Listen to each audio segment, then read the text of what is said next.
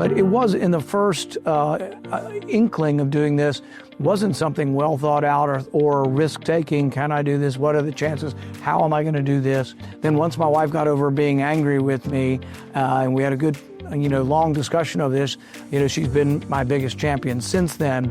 But then as far as the risks of winning, losing, I guess the way I always looked at it was there was zero risk, because I thought there was not a great chance that I could be elected, being for limited constitutional government, that I wasn't going to bring home the bacon. I was going to tell you, there is no bacon, we're out of money.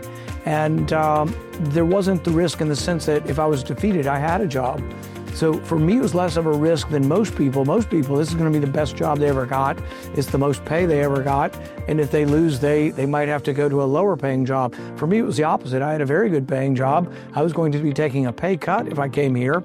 And I still feel kind of the same in the sense that I'm not afraid. I'm not afraid to tell the truth. If people say they're going to campaign against me, I'd say, it's America. Come do it. Welcome to the Going Big podcast. I'm your host, Kevin Gentry, and this is the place where we celebrate bold moves and big ideas.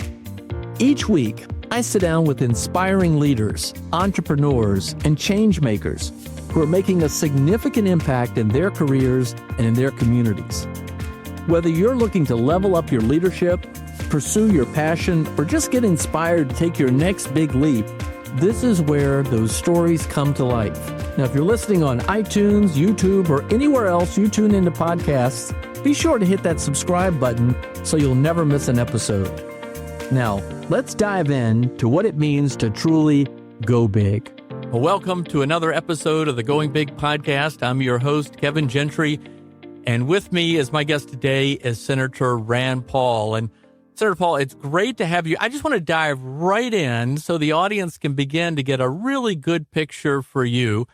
And let's just start at the beginning. Who was Rand Paul growing up? And did you, as a child, want to be in politics? What did you want to do? Did you have any thoughts at that time? We'll go further along, but help us get started. Some of that's top secret, and you'd have to ask my mom, for permission. But no, when I was a little kid, like a lot of little kids in the South, I thought I'd be a professional baseball player till I was about 9 or 10 and discovered I really didn't quite have the talent necessary for that. But I played all the sports, played baseball, football, track, swimming. I was very active in all those. Always liked school, was, an avid reader once I learned to read, really. And still, I recommend, I talk to a lot of young people. I think it's lost knowledge. I mean, we live in a world where you meet people who've never read a book. And for young people, I tell them, you want to be one of the, rulers of the universe. You want to be an important person in the next generation. You want to be a leader in your country. Read books, be well read, because there's so few people who are well read. But, I grew up in a political family. My dad was elected, first ran for Congress when I was about 11, so that'd be 1974. Was elected when I was 13 in 1976 in a special election. And that was my first taste at really national politics, because Reagan, was running against Gerald Ford at that time for the Republican nomination. It was unusual to have an incumbent Republican president challenged, but this was different since Ford hadn't been elected vice president. He was appointed vice president, then all of a sudden he became president. And so it was an unusual time and circumstance, but almost all of the establishment of the party, went with Ford. My dad was newly elected, brought into the White House, sits down with Ford, and Ford says, "Will you support me?" He says, "Well, I'm going to support this Reagan guy." And I got to go to the national convention. That was a little bit my first taste of national politics, was seeing the convention unfold. And it was historically one of the closest conventions ever. Right. Texas and California went for Reagan. My dad was the honorary head of the Texas delegation, but the Ford people wanted to keep them separate because they were a big body between Texas and California. So they seated California on the far left and Texas on the far right, with all the Ford people in between. But the Reagan people would start these cheers doing it, and they would yell, "Viva!" And then Texas would yell, "Ole!" And they would go back and forth. This would go on for 20 minutes at a time, just everybody stomping their feet, blowing horns. It was really like being at a sporting event. But that was my first taste in politics as a kid. That is great. I never knew that aspect, but I knew the convention was close. Well, that's interesting. You've already touched on a number of things, because obviously you grew up in a political household, but your dad, we all know, very deeply principled. It was the principled and right thing to support Ronald Reagan, but it was going against party establishment. It was certainly not the comfortable thing to do. And you also mentioned, reading, and our friend, Morton Blackwell talks about, you need to read to lead. You need to really understand all these concepts and ideas. So what was it like growing up in a household with Ron Paul as your dad, exposed to all these ideas and these principles? It reminds me of a funny story, and I think you and I may have shared this story one time, but I had met the Koch family, which were a successful family from Kansas who were very libertarian and aligned with myself and my father. But I met the son, and he was going on and on about having to read von Mises and Hayek and all these people. And I got up to speak next, and I said, well, yeah, at least you didn't have to read it in the German. Because you were Austrian economists, yeah, right? He was, those books were around the household. My dad gave me a copy of Ayn Rand's novels when I was a teenager. So I read all of these things.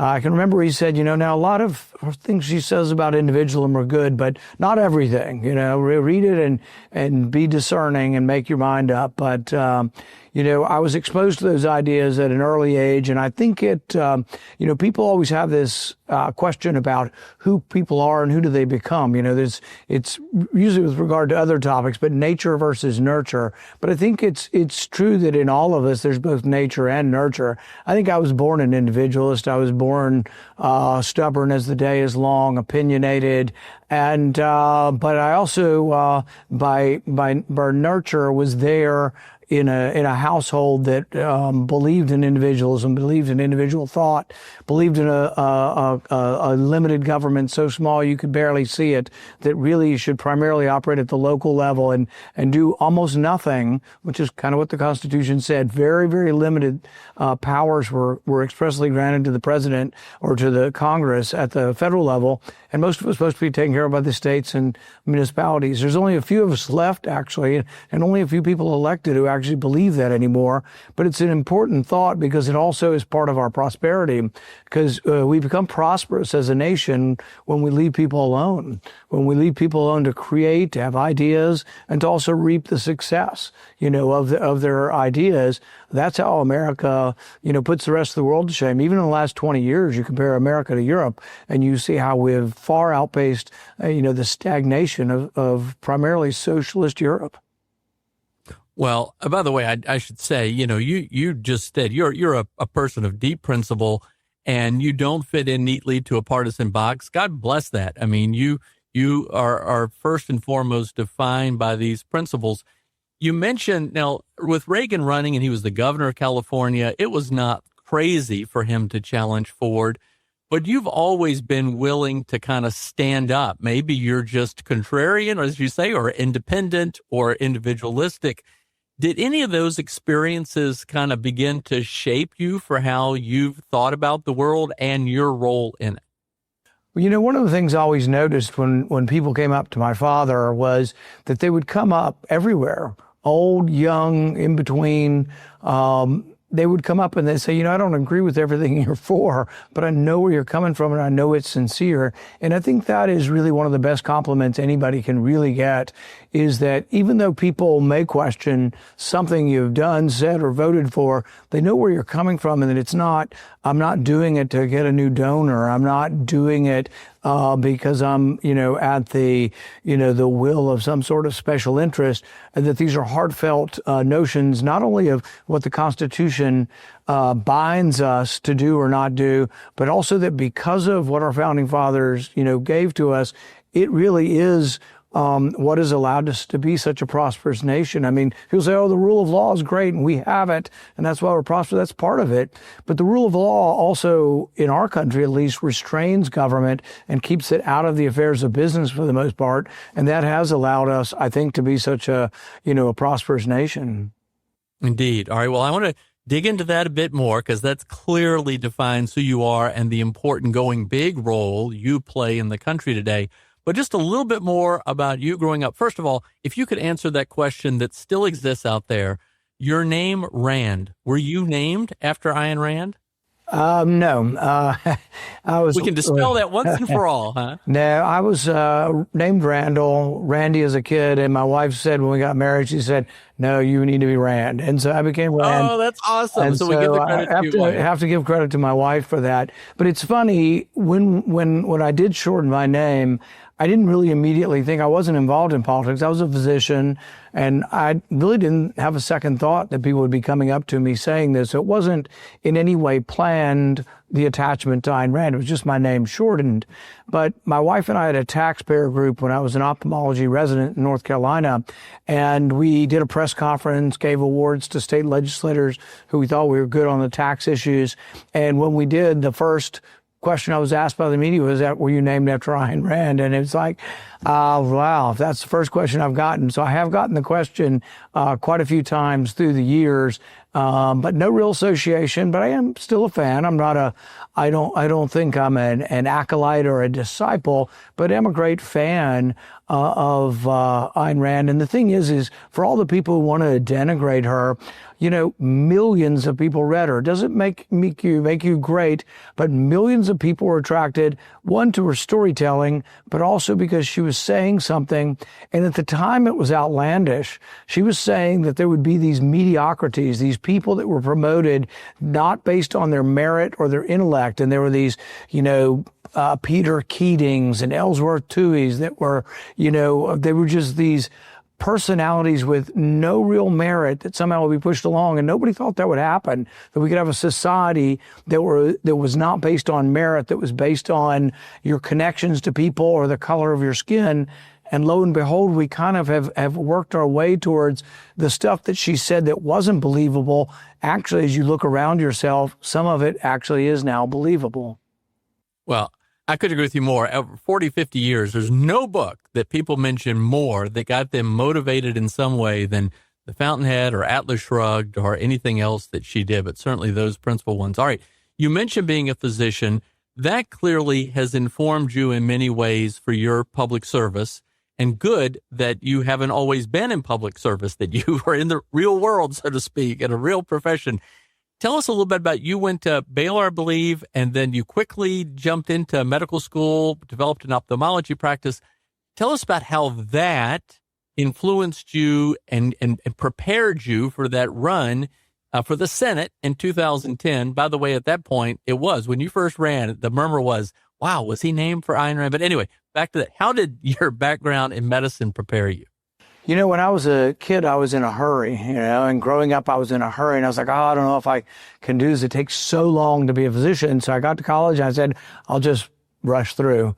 And so I got a lot of credits, going to college, and I did. I just kind of went through very, very quickly. And then I said, well, what the heck? I'll just apply. And nobody did it. So it was already kind of thinking outside the box. None of my colleagues applied early. I just applied early. I took the test early, applied early, and then was able to get in without a college degree. So I was kind of in a hurry to get started. And, but it's funny how your perspective changed. In a hurry to get started, think, oh gosh, 10 years is going to take so long. And then the 10 years kind of flies by. And I tell other people that are starting the journey on medicine and training that even though it's so long, it kind of keeps you young in a way, because you're a student. When you're a student and you're in school, you're around young people, you're around youthful ideas. And it used to be you went to the university and you're around openness and intellectual curiosity. That, I guess, was abandoned a decade ago, but maybe making a resurgence. But I enjoyed all my time in medicine. I practiced for almost 20 years. I was able to travel internationally. I've done surgery in Guatemala, done surgery in Haiti, and have organized some other trips. So, no, I've had a great career in it. I miss it sometimes. It's much more gratifying. Someone comes in and can't see. You do surgery and they can see again. Medicine is, a great deal more immediate success than things in politics, that's for sure. Well, now we want to get to your decision to run for office, and this involves risk-taking. And you clearly, though, we all know you because of your independent voice, your willingness to challenge, not just challenge the establishment, but challenge what you know to be not right. You have fought to do the right thing. I also want to talk a little bit more about how principles really influence what you do. But what's your take on risk taking? When you ran in 2010, it was no guarantee you were going to win. You can look back and you've been reelected comfortably and many times since then. But how do you talk to people? How do you think about taking on a risk like that? I guess when I got started in it, I'd been involved in politics peripherally through my father, but then also I'd had taxpayer groups in North Carolina during my training. When I came to Kentucky, I was in private practice, but I had a Kentucky Taxpayers United. We did the same thing. We ranked the legislature, and it was often my wife and I and a handful of others that sort of, began these groups. But when I began to think about running for office, it really came on rather suddenly. The senator that was in office, Jim Bunning, there were rumors he might not run. Somebody called me from a property rights group that I had spoken to before up in Northern Kentucky, and he said, "Hey, I know this guy in the media. He's really fair, and if you tell him you're interested in running, I'll bet you he'll write about it." And I said, "Well, I hadn't thought I was interested in running yet." And so we kind of arranged this phone call almost like in a day, in an afternoon in my office. I talked to the reporter and I said, "Sure, if Bunning doesn't run, I am interested." And the big mistake I made was I had not really discussed this with my wife yet. That became sort of a problem when the person I talked to was an Associated Press reporter and the story was plastered across the state, and it made huge headlines much easier than I thought it was going to be to announce something like that. And I really had not thought it through, had not discussed it with my wife, and I was in quite the doghouse for quite a while trying to explain to her why I had not discussed this with her. But it was in the first inkling of doing this, wasn't something well thought out or risk-taking. Can I do this? What are the chances? How am I going to do this? I guess it was a little bit predicated on the fact that I had helped in my dad's campaigns. I had started giving speeches. I had a little bit of a bug that maybe I can present some of these ideas. And then once my wife got over being angry with me, and we had a good, long discussion of this, she's been my biggest champion since then. But then as far as the risks of winning, losing, I guess the way I always looked at it was there was zero risk, because I thought there was not a great chance that I could be elected, being for limited constitutional government, that I wasn't going to bring home the bacon. I was going to tell you, there is no bacon, we're out of money. And there wasn't the risk in the sense that if I was defeated, I had a job. So for me, it was less of a risk than most people. Most people, this is going to be the best job they ever got. It's the most pay they ever got. And if they lose, they might have to go to a lower paying job. For me, it was the opposite. I had a very good paying job. I was going to be taking a pay cut if I came here. And I still feel kind of the same in the sense that I'm not afraid. I'm not afraid to tell the truth. If people say they're going to campaign against me, I'd say, it's America. Come do it. And I do have this one guy down the street, Pennsylvania Avenue, occasionally says he is going to do that. I hope he doesn't, because I still support a lot of the things that he does. But at the same time, I'm not going to be a shrinking violet. And why be up here if I'm not going to stand for something? Well, thank you, by the way. And I love the fact when you talk about standing up for principles, you also do it in the vein of humility. And that is, we don't have all the answers. We don't have perfect knowledge. And these people who think they do, it's just nuts. But thank you for your willingness to stand up. What has doing that, whether it's related to challenging Dr. Fauci during COVID, or on the war powers, or on civil liberties, certainly government spending and debt, you stand up at a time, and many people are cheering, saying, thank goodness somebody's speaking up. But a lot of people who've got the train going down the track like, oh, not again. So thank you. But what does that tell you? What encouragement would you give to any of us when we think we should speak out and do something? Because frankly, the powers against you when you do it are quite considerable. Well, I think the ideas of the free market and liberty in general are humble in origin, in the sense that if we are free and we have a First Amendment, you're free to have your opinion, I'm free to have my opinion. If you are free in business, you're free to have your business, I'm free to have my business. It's the people who have arrogance and a belief that they are so right that they can then inform you and tell you how you have to behave. That's an arrogance that should be, and often is, intolerable. That was the essence of Anthony Fauci. So what I would want for a public health doctor is someone who suggests to me things based on what they know. but not someone who tells me what to do and not someone who tells me I have to do things. And most of the thing he told us to do, to millions of people to do, turned out to be wrong. He said natural immunity didn't exist and that if you had it, you weren't safe. Well, it turns out you were very, very safe. You could possibly get it again, and people did get it again, but there are virtually no reports, if any reports, of people getting it a second time and dying.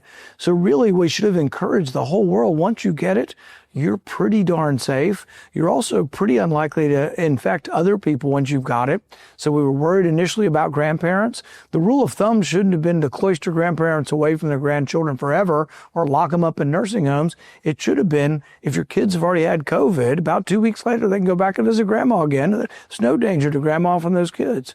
I told the president this. I told the president's doctor this, and they didn't listen to me. I said he has 2,000 Secret Service agents around him. This was when there was no vaccine.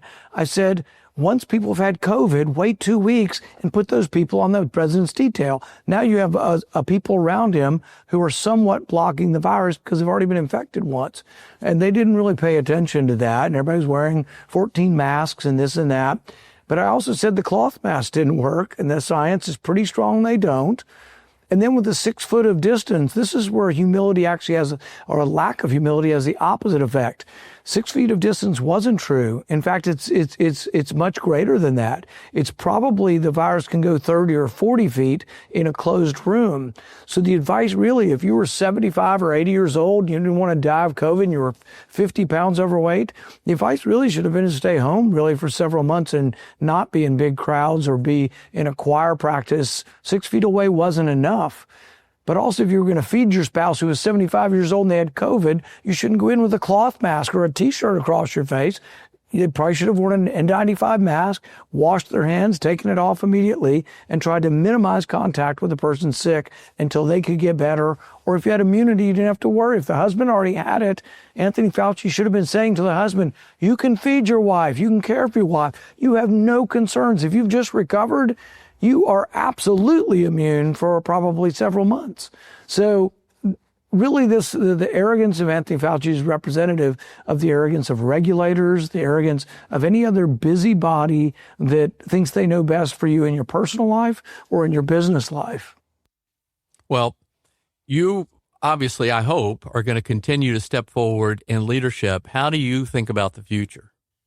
You know, some days you still got a lot of problems, got a lot of things to deal with. You know, some days I'm optimistic and other days not so much. I mean, the debt is a real problem. The debt's a real drag. And we have this institutional sort of mandatory spending that never gets voted on. That's 2/3 of the spending, and it's driving the deficit. We're adding about $2 trillion a year.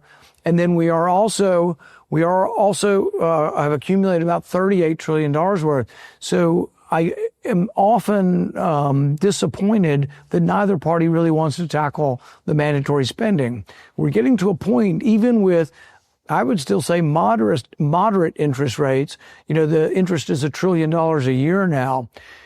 My biggest fear is of a catastrophe. My biggest fear is of not a gradual decline, not a gradual inability to pay, but my fear is of a Friday where they show up to sell the debt and no one buys the debt. Now, people say, it won't happen. We're the world's greatest country. We have the world's reserve currency. There is a point at which people lose control and people say, things are fine. Look at the stock market. It's great. It's going through the roof.